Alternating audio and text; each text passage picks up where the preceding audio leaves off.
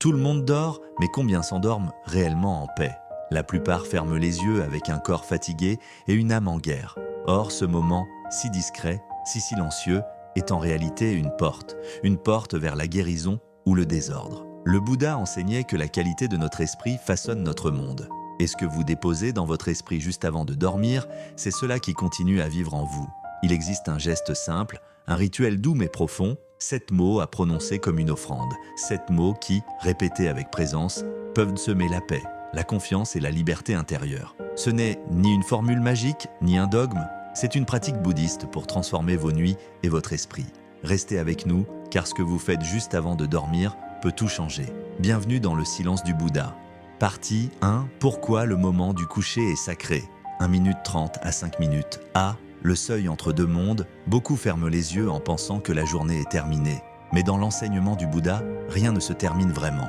Tout se transforme. Ce moment où le monde extérieur s'éteint lentement, où la lumière baisse, où le silence s'installe, est loin d'être un simple passage vers le sommeil. C'est un seuil entre deux mondes, celui du bruit et celui du silence, celui de l'ego et celui du soi profond.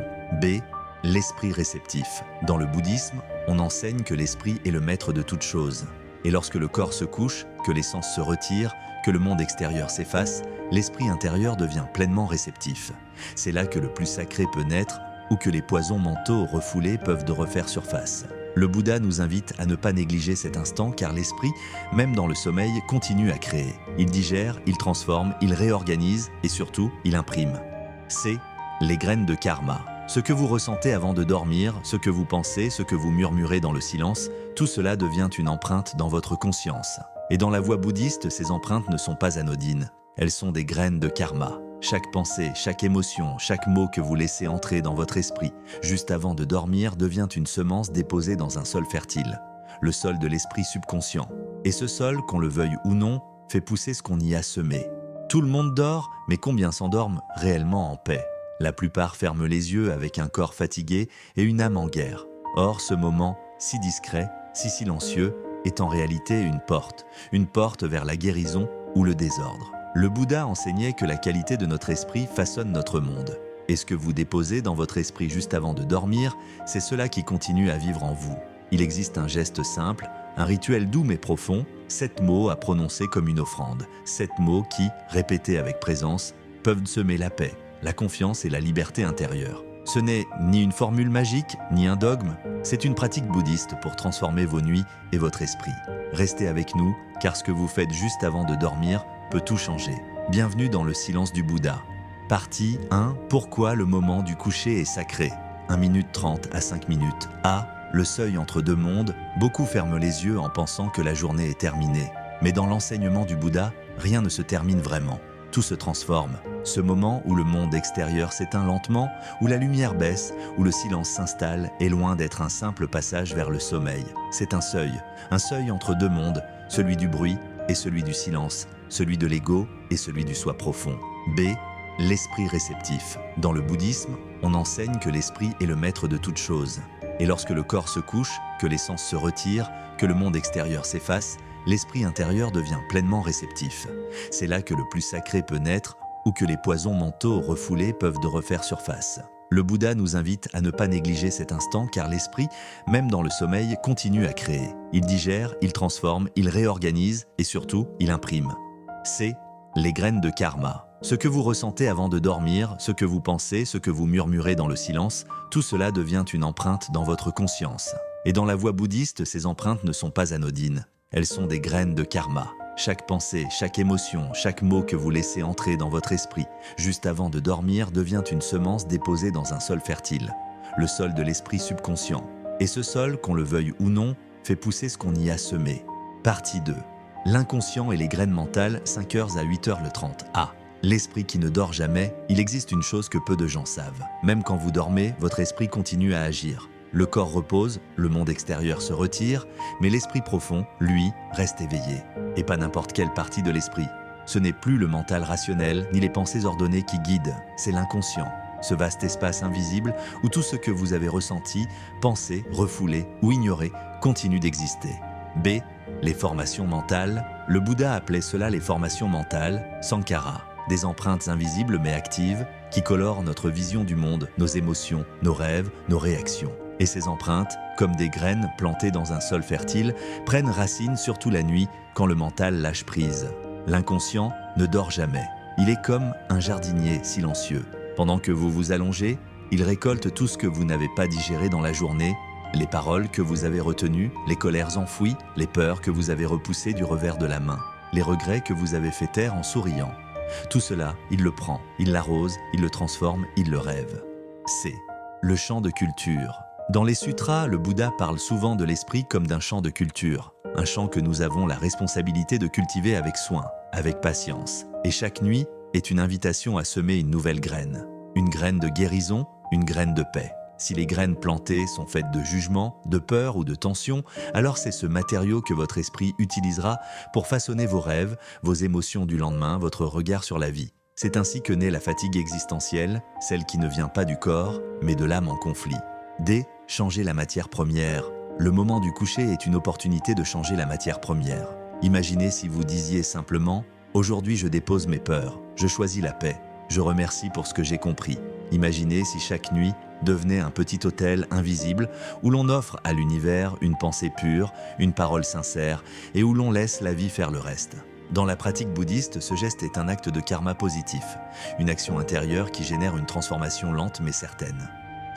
L'intention est reine. Ce n'est pas la magie des mots, c'est la puissance de l'intention. Car dans le bouddhisme, l'intention est reine. Ce n'est pas ce que vous dites qui compte, mais comment vous le ressentez. Un mot vide dit sans présence passe, mais un mot habité de conscience s'imprime dans l'âme. C'est pourquoi les maîtres zen nous invitent à la lenteur, à la qualité du souffle, à ressentir plutôt que réciter. Avant de dormir, vous avez cette possibilité, faire de votre dernier souffle de la journée un souffle de sagesse. Partie 3. Le pouvoir symbolique des mots, 8h30 à 10h30. A. Les mots sacrés. Dans le monde moderne, les mots sont souvent utilisés sans présence. Des milliers de paroles par jour, lancées, répétées, copiées. Mais dans l'univers du bouddhisme, les mots sont sacrés. Pas à cause de leur forme ni de leur beauté, mais à cause de la charge symbolique qu'ils transportent. Le Bouddha lui-même n'a jamais laissé de livre. Ses enseignements étaient transmis oralement comme une offrande. Chaque mot prononcé devant ses disciples était un véhicule de conscience, porteur d'un sens profond, d'une vibration qui dépasse l'intellect. B. Le langage de l'inconscient. Car l'esprit ne comprend pas seulement par la logique. L'inconscient, ce que le Bouddha aurait nommé le flux profond de l'esprit, ne parle ni en phrases bien construites, ni en raisonnement. Il réagit aux symboles, aux images, aux sensations, à la présence invisible derrière le mot. C'est pour cela que les mantras dans la tradition bouddhiste ne sont pas des formules à comprendre. Ce sont des sons sacrés, chargés de sens, destinés à imprimer dans l'âme une direction, une qualité, un éveil latent. C. Un mot devient un miroir, un mot juste, dit avec intention, agit comme un mudra verbal. Il ne traverse pas l'intellect, il pénètre le cœur, il touche l'espace subtil, il ouvre une porte intérieure. C'est ainsi qu'un simple mot comme paix, confiance, gratitude peut transformer un état de confusion en un état de repos, mais seulement s'il est dit avec tout l'être. Dans le bouddhisme, on dit souvent que la qualité de présence transforme l'ordinaire en sacré. Un bol d'eau devient une offrande, un geste devient une prière, un mot devient un miroir de l'éveil. Mais sans cette qualité de présence, ce ne sont que des sons vides. D. Le moment parfait. Et c'est exactement ce qui se passe avant de dormir. Lorsque l'ego se retire, que la logique se détend, le langage symbolique devient le plus puissant. C'est l'instant parfait pour parler à l'âme, non avec des explications, mais avec des mots simples, vrais, vivants. Un seul mot, dit dans un état de conscience, peut faire plus que 100 pensées positives mécaniques. Il peut devenir une invitation au silence intérieur, une main tendue vers votre soi profond. Et cette main, votre esprit la reconnaît. Partie 4. Les 7 mots révélés. A. L'offrande verbale. Il existe un moment juste avant le sommeil où le monde extérieur s'éloigne doucement et où l'âme se tient seule, nue, silencieuse, prête à écouter ce que vous avez à lui dire. C'est là, dans cet instant suspendu, que vous pouvez déposer une offrande. Pas une offrande matérielle, mais une offrande verbale, énergétique, spirituelle. 7 mots, pas plus, mais prononcés comme on touche quelque chose de sacré. Ces 7 mots ne sont pas des affirmations, ils ne sont pas des promesses. Ils sont un geste intérieur, un souffle vers le centre de vous-même. Et s'ils sont dits avec vérité, alors ils peuvent transformer votre nuit et peu à peu votre vie entière. B. Les voici. J'accepte, j'ai confiance, je m'abandonne, je pardonne, je suis, je remercie. Bonne nuit. Simple, n'est-ce pas? Oui, mais ce n'est pas la simplicité qui leur donne leur pouvoir. C'est la présence que vous y mettez. C'est le poids symbolique que vous y associez. C'est le moment où vous les prononcez. Ce point de bascule où l'inconscient prend les commandes. C'est, premier mot, j'accepte, j'accepte. Ce mot est la clé d'entrée, le début du chemin. Car tant que vous résistez, l'esprit reste tendu et le sommeil devient lutte. Accepter, ce n'est pas se résigner. Ce n'est pas dire « tout va bien » quand ce n'est pas le cas. C'est simplement dire « je vois, je reconnais ». Cela est, vous acceptez ce qui est là, vos émotions, votre fatigue, vos erreurs, vos peines, sans les fuir, sans les juger. C'est un acte de compassion envers vous-même. Et quand l'inconscient entend cette voix intérieure dire « j'accepte », il comprend qu'il peut cesser de se défendre et commencer à se reposer. Des deuxièmes mots, j'ai confiance, j'ai confiance. La confiance est un saut sans preuve. C'est marcher sans lumière et savoir que la terre sera là sous vos pieds. Dire « j'ai confiance » juste avant de dormir, c'est remettre les armes. C'est dire à l'univers « je ne sais pas tout et c'est ok ». Je lâche le besoin de tout comprendre, de tout contrôler. Dans le bouddhisme, la foi n'est pas une croyance aveugle. C'est une ouverture confiante vers ce qui dépasse l'ego. C'est l'énergie douce qui dit « je n'ai pas besoin de contrôler la vie pour m'y sentir en sécurité ». Et cette confiance, une fois semée, se répand dans les rêves, dans le souffle, dans la manière de se réveiller au matin. Plus détendu, plus libre. Dieu, troisième mot, je m'abandonne, c'est le mot le plus délicat, celui que l'ego déteste, car il implique de laisser tomber, de déposer le poids, de dire « j'ai fait ce que je pouvais ». Le reste, je le confie au mystère. S'abandonner dans la perspective bouddhiste, ce n'est pas fuir ses responsabilités, c'est reconnaître ses limites et permettre à quelque chose de plus vaste, l'impermanence, la sagesse du non-agir, de prendre le relais. Ce mot, dit avec sincérité, permet au cœur de s'ouvrir et à l'inconscient de guérir. Car tant qu'il lutte, il ne répare pas. Mais quand il entend « je m'abandonne », il comprend « je peux relâcher ». Et c'est là que le vrai repos commence. F, quatrième mot, je pardonne, je pardonne. Ce mot est une brise légère qui souffle sur les blessures non dites, sur les colères muettes, sur les nœuds du cœur. Pardonner, ce n'est pas excuser, ni minimiser, ni oublier. C'est relâcher. Relâcher ce qui vous attache à la douleur et choisir la liberté au lieu du ressentiment. Dire « je pardonne », c'est cesser de se faire justice soi-même dans la nuit et offrir à l'inconscient une paix nouvelle. Car chaque rancune est un poids que l'âme porte, même dans le sommeil. Et lorsqu'elle entend ce mot « je pardonne », elle comprend « je n'ai plus besoin de me défendre, je peux enfin respirer ». J'ai cinquième mot « je suis », c'est le mot de la présence pure. Sans passé à réparer, sans futur à contrôler. Juste, je suis ici, maintenant, un souffle dans l'espace, un témoin silencieux de l'instant. Pas de rôle, pas d'attente, pas de masque. Dire « je suis », c'est revenir à l'essentiel. Être vivant, conscient, libre. Dans la tradition méditative, ce mot est un retour à la source, un rappel que vous n'avez rien à prouver, rien à posséder, seulement être. Et dans cette simplicité, le calme se déploie et le mental s'incline. H, sixième mot, je remercie, je remercie. La gratitude est une des énergies les plus hautes. Elle ne nie pas la souffrance, elle l'enveloppe de sens. Dire « je remercie » avant de dormir, c'est reconnaître les petits miracles du jour. Même dans une journée sombre, il y a toujours une étincelle, un regard, une respiration, un silence, une leçon. Remercier, c'est transformer le manque en plénitude et la plainte en offrande. Dans la tradition bouddhiste, mudita, la joie pour ce qui est une porte vers la paix. Quand l'inconscient entend « je remercie », il change de fréquence. Il entre dans un état de douceur où les rêves deviennent plus clairs et le cœur plus ouvert. Septième mot, bonne nuit, bonne nuit. Ce mot semble banal, presque trop simple. Mais dans ce contexte, il est sacré. Bonne nuit devient une bénédiction, non pas une formule polie, mais un message envoyé à votre âme. Tu peux maintenant te reposer, tout est à sa place. C'est une manière de fermer le cercle, de dire à l'univers, à l'esprit, au corps, le jour est terminé, je me retire dans le silence. C'est aussi un message à l'inconscient. Voici la direction, voici la paix, voici l'espace. Et dans cet espace, le sommeil peut devenir éveil. J, la puissance du rituel. Ces mots, si simples, peuvent ne rien changer s'ils sont dits sans conscience. Mais s'ils sont offerts avec présence, respiration, abandon, ils deviennent des mantras modernes, des portes vers la guérison nocturne, des symboles vivants que l'esprit intérieur reconnaît. Ce n'est pas un rituel magique. C'est un acte de soin profond, une façon de dire à votre cœur « Je suis là, je t'écoute, tu peux enfin te reposer ». Et cette écoute, répétée nuit après nuit, devient une mémoire dans l'âme, une mémoire de paix. Partie 5. 3 nuits pour transformer votre esprit. A. La répétition consciente. Beaucoup cherchent des résultats immédiats, des solutions éclairs, des changements visibles en un jour. Mais dans l'enseignement du Bouddha, la transformation véritable ne vient pas de l'urgence. Elle vient de la répétition paisible, de ces gestes simples que l'on refait jour après jour, non pas avec tension, mais avec intention. Il ne s'agit pas de convaincre l'univers, ni de se convaincre soi-même. Il s'agit d'enseigner doucement à son esprit une nouvelle manière d'être. Et pour cela, il faut répéter avec le cœur, non avec la hâte. B. La métaphore de la rivière. Dans la tradition bouddhiste, on dit que l'esprit est comme une rivière et que chaque mot, chaque pensée, chaque souffle que l'on y dépose devient une goutte d'eau qui modifie son courant. Une goutte seule ne change rien, mais goutte après goutte, le lit de la rivière se transforme. Répéter les 7 mots chaque nuit, c'est faire couler cette goutte de clarté dans votre esprit. Non pas pour forcer le sommeil, mais pour ensemencer la paix. Et après quelques nuits, quelque chose change. Non pas brutalement, mais en silence. C.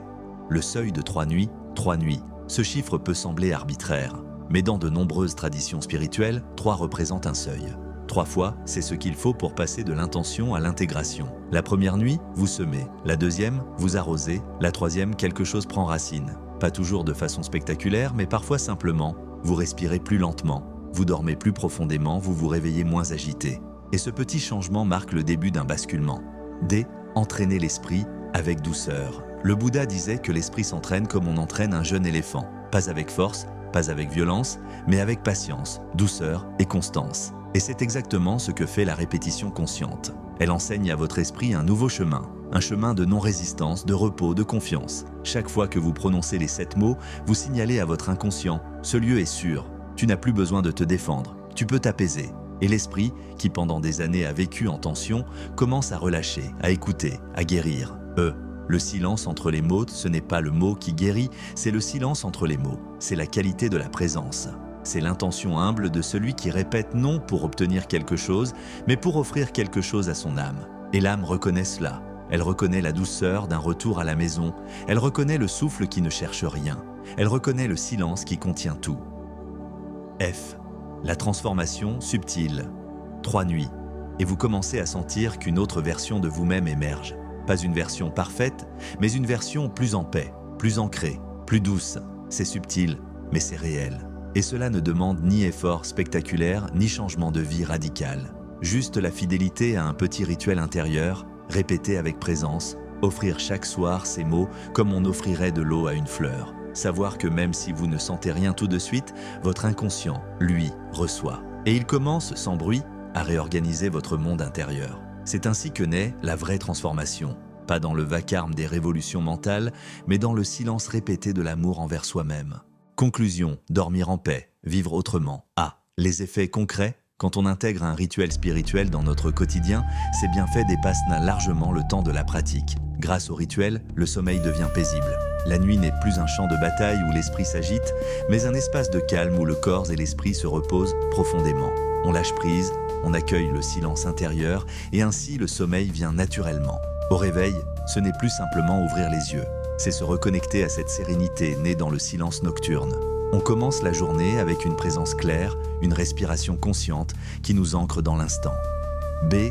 Dans la vie quotidienne. Dans notre ressenti, le rituel transforme la manière d'accueillir les émotions. Plutôt que de se laisser emporter par l'agitation, on observe le stress, la peur ou la tristesse avec bienveillance, sans s'y accrocher. Cette acceptation apaise le cœur et l'esprit. Cela change aussi nos relations. Face à un conflit, au lieu de réagir dans la précipitation, on respire, on revient à la pleine conscience et on répond avec calme et compassion. Au travail, face à un défi, la sérénité intérieure nous aide à garder l'équilibre sans se laisser déborder. C. Vivre autrement. Vivre autrement, c'est cela. Commencer chaque jour avec un esprit apaisé. Accueillir ce qui vient sans résistance. Cultiver la confiance en l'impermanence. Le rituel devient alors une source concrète de transformation qui nous invite à vivre pleinement en harmonie avec nous-mêmes et les autres. D. L'invitation finale, et maintenant que les mots se sont posés comme des pétales sur l'eau, que le silence a repris sa place dans l'espace de ton cœur, il ne reste qu'un geste. Fermer les yeux, écouter et laisser la paix faire son œuvre. Car la véritable transformation ne se trouve pas dans les grandes décisions, mais dans ces petits instants d'écoute que tu t'offres. Ces 7 mots ne sont pas une fin. Ce sont un commencement, un fil discret que tu peux suivre chaque soir vers plus de douceur, plus de clarté, plus de vérité. Essayez ce soir. Alors ce soir, essaye. Pas pour réussir, pas pour prouver, juste pour ressentir. J'accepte, j'ai confiance. Je m'abandonne, je pardonne, je suis, je remercie. Bonne nuit. F. Appel à l'action. Et si ce rituel t'a parlé, si quelque chose en toi a résonné dans ce silence, abonne-toi à Le Silence du Bouddha. Ici, chaque mot est une offrande, chaque silence une invitation et chaque nuit un chemin vers l'éveil. Laisse-nous en commentaire quel mot résonne le plus en toi ce soir. Merci d'être là. Merci d'écouter. Merci d'avoir choisi le silence.